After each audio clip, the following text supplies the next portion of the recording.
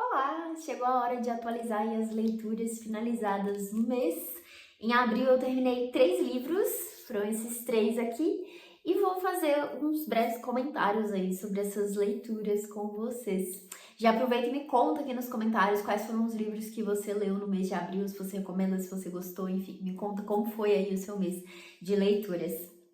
O primeiro livro que eu finalizei esse mês foi o livro Amanhã, Amanhã e Ainda Outro Amanhã, da escritora Gabriele Zevin, publicado pela Rocco, com tradução da Carol Cristo.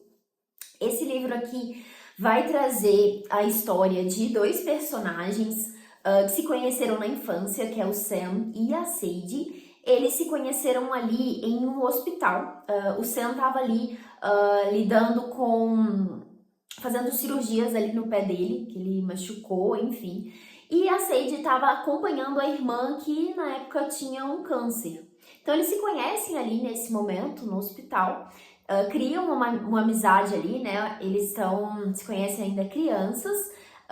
E essa amizade, ela surge ali por causa dos jogos. Os dois gostam muito de videogames e eles começam a interagir ali, tem uma situação ali, né, que força eles a se interagirem ali nesse momento que eles estão no hospital. E depois de muitos anos, eles se reencontram ali, né, no período da faculdade ali. Os dois já estão um pouco mais velhos, já estão em outros momentos de vida, e eles se reencontram. E o Sam acaba propondo para a Sadie criar um jogo juntos. Então os dois partem aí nessa nova empreitada e decidem criar um jogo. Acaba sendo um jogo que faz muito sucesso, os dois começam a estruturar ali uma empresa de fato, tem outras pessoas que participam desse momento, que ajudam, né, nesse processo todo. E a gente vai acompanhar justamente essa jornada dos dois, né, essa amizade dos dois ali, que passa por altos e baixos em vários momentos. É um livro que vai trazer bastante, né, essas referências e esse contexto de jogos, né, de videogames. Eu acho que quem gosta muito disso vai se identificar bastante, vai conseguir se conectar e se envolver, né, nessa história aqui de uma forma diferente. Eu senti que isso foi uma das coisas que me afastou da história, que me fez, enfim, não curti tanto, porque em vários momentos ali eu senti que a história poderia ter sido desenvolvida de outra forma e não com uma associação tão clara ali com os jogos. Eu comentei um pouquinho sobre essa leitura em um dos vlogs de leitura que eu postei por aqui. E assim, foi um livro ok, sabe? Eu acho que não passou de ok pra mim. Eu gostei de alguns pontos que a autora trouxe aqui, do desenvolvimento que ela traz, da amizade dos dois, né? Como que às vezes pode ser muito difícil mesmo lidar com certas questões, né? O afastamento às vezes muito natural que acontece, né, em certas fases da vida. E como pode ser difícil às vezes retomar, como pode ser difícil às vezes ser sincero sobre as coisas, né, contar certas coisas que estão acontecendo. Isso está muito relacionado também com a personalidade ali de cada um desses protagonistas, mas eu confesso que eu fiquei um pouco incomodada ali, né, com o rumo da história, principalmente da metade final, assim, do livro, e acabei não gostando tanto quanto eu esperava, né, mas eu vejo muitos elogios para esse livro aqui, eu vejo que muita gente gostou bastante, inclusive nesse vídeo do vlog algumas pessoas comentaram lá que gostaram bastante da leitura. Então assim, apesar de não ter funcionado muito bem pra mim, eu acho que se você gostou aí da premissa, se identificou com algum desses pontos, acho que pode ser uma ótima leitura. Daí, o segundo livro que eu finalizei nesse mês foi o livro Shakespearianas, da Nara Vidal, publicado pela editora Relicário.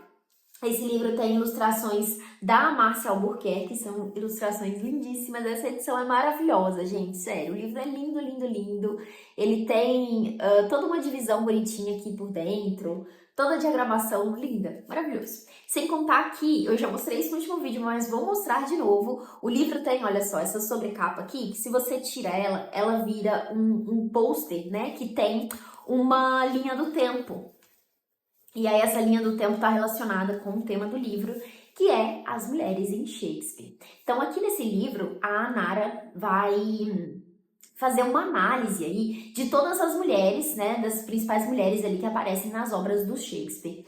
E é um livro interessantíssimo, assim, eu não li nada do Shakespeare, então não tenho, né, esse conhecimento, não sei nada sobre essas personagens. Claro que a gente já conhece algumas, né, você conhece Julieta, Cleópatra, enfim, várias personagens, assim, que já são conhecidas de alguma forma, né, então tem essa associação ali, mas ela traz muito contexto aqui, né? Então eu acho que é uma obra que pode ser lida mesmo por quem não conhece, porque mesmo não conhecendo, eu senti que eu absorvi muita coisa aqui, entendi muito do que ela trouxe aqui, sobre as personagens, sobre as análises que ela traz aqui. E aí ela faz uma divisão nesse livro entre os 4 elementos, né? Então, água, fogo, terra e ar. E ela divide essas personagens de acordo com esses elementos, fazendo algumas associações ali. E vai trazer um pouco da complexidade dessas mulheres. Então, ela vai destrinchar ali um pouco da personalidade delas, da presença delas nessa história, da importância delas na história de cada uma. E fazendo uma conexão, que foi uma coisa que eu achei bem legal, com inquietações atuais, assim, né? Ela não tenta, de forma alguma, colocar essas mulheres como ícones feministas, nem nada do tipo. Ela, inclusive, fala um pouco sobre isso, né? Ela não quer tirar essas mulheres do contexto em que elas estavam ali, né? Que eu acho muito importante ter esse olhar também, né? Quando a gente tá olhando para obras mais antigas, mas ela consegue fazer essa conexão, né? Com uma coisa mais atual ali e numa linguagem, assim, muito fácil, muito gostosa de se ler, sabe? Eu curti bastante isso aqui, com certeza vou revisitar essa obra à medida que eu for lendo aí essas outras obras do Shakespeare. Tô nessa agora, eu acho que tô vendo sinais aí de que eu preciso começar a ler os livros a ler as obras do Shakespeare, né? E vai ser bem interessante revisitar isso aqui, rever essa análise que ela tá trazendo aqui, porque, enfim, dá pra ver que tem todo um estudo aqui mesmo por trás. Ela também cita outras visões, né, outros estudos sobre essas personagens. Enfim, achei interessantíssimo, gostei bastante da leitura. Então fica aqui a recomendação, caso você goste aí, né, de Shakespeare ou tenha interesse em ler o autor, acho que isso aqui pode ser uma boa leitura. E daí, para finalizar o mês, terminei nos últimos dias do mês a leitura de A Paixão Segundo GH, da Clarice Lispector. Esse livro aqui publicado pela editora Rocco, nessas novas capas aqui, né, que tem as pinturas da própria Clarice aqui na orelha, traz essa informação. E o que a gente tem aqui nessa história? O enredo, primeiro. A personagem principal aqui, que é a GH, ela tá ali no apartamento dela, num dia em que a empregada dela ali não tá mais presente, né, não foi trabalhar. E ela claramente é uma mulher mais rica ali, né, até por ter uma empregada. E nesse dia ali ela resolve ir no quarto da empregada. E ela tem essa expectativa de que ela vai entrar num espaço sujo, num espaço escuro, enfim. Ela tá descrevendo tudo isso ali e quando ela chega ali ela encontra um ambiente completamente diferente do que ela esperava. Ela vê ali uma pintura, que foi um desenho ali, né, que foi feito pela empregada, e ela também acaba se deparando com uma barata. E aí é nesse encontro ali com a barata que vai surgir toda a reflexão, né, que ela vai fazer aqui no livro. Eu vou confessar para vocês que essa primeira parte, né, que traz ali esse momento inicial, eu tava gostando bastante. Eu começo a ler os textos da Clarice assim, eu fico muito presa na escrita dela, né? Fico tipo, nossa, eu quero muito entender aonde que isso aqui vai chegar, sabe? Aquela sensação de não tô entendendo, mas ao mesmo tempo tô vendo que isso aqui é uma coisa profunda, assim. Quero entender, quero ser absorvida por isso aqui. Eu acho que no começo a sensação foi muito essa.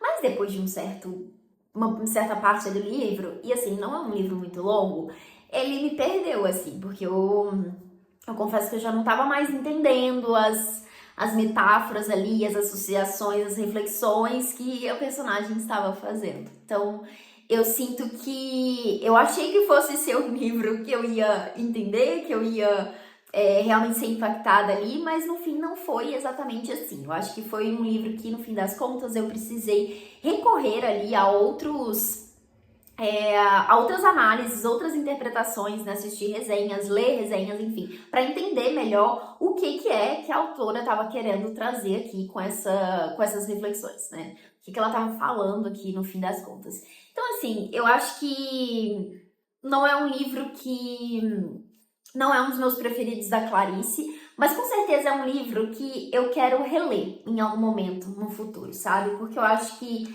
pode ser que em outros momentos, em um outro momento mais pra frente, eu me sinta mais preparada, eu compreenda melhor o que ela tá trazendo aqui. Aqui logo no início do livro, tem uma falazinha aqui da Clarice que ela diz o seguinte: esse é um livro como um livro qualquer, mas eu ficaria contente se fosse lido apenas por pessoas de alma já formada.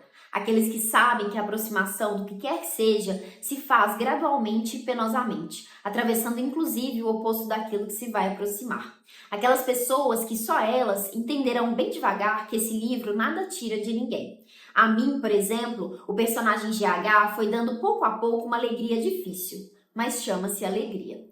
Então, acredito que não sou uma pessoa de alma formada para ler esse livro aqui, porque não entendi, né? Não consegui fazer interpretações sozinha com esse livro.